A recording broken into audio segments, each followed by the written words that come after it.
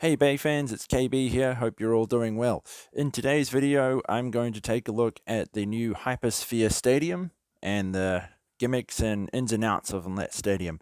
But I first thought we'd go through all the stadiums up to the current, and I can show you the gimmicks in and out of all the stadiums. So, of course, when I joined into the Beyblade Burst scene, I only came in at Evolution, so the first stadium I ended up coming into contact with was the Star Stadium.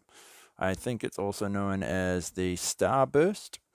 So this stadium was pretty neat at first. You got a very attack orientated stadium style, so you got all the little patterns around the inside. This was a good stadium.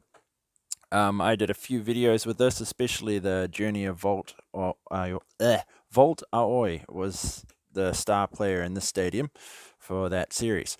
So that was the Evolution Stadium that I started out with.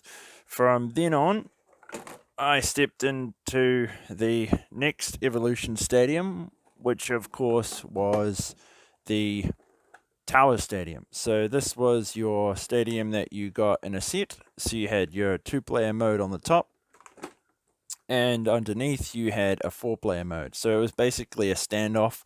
You had to fight from either side of this stadium, and the conqueror was the one on the top level.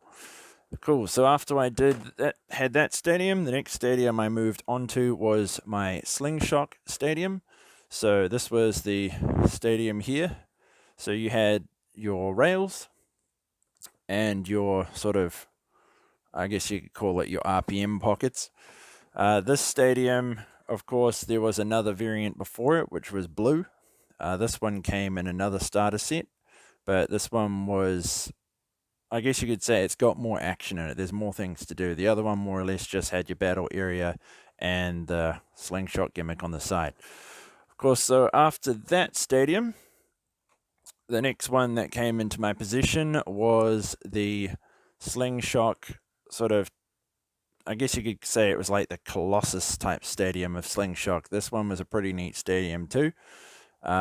You've got a lot more action going on here, a heck of a lot more rails. This one came in the cross collision set, and you got the Valtryek and the Achilles. Okay, and the star of our video, the one that I am up to now, is this Hypersphere Stadium. So Hypersphere is basically completely jumping into a new sort of era for Beyblades. You're going to leave behind the Slingshock sort of gimmicks and move more into the rail riding or brink running sort of style of Beyblades. So in this one, you've got a much deeper curve in the pocket here. This is where all your action happens.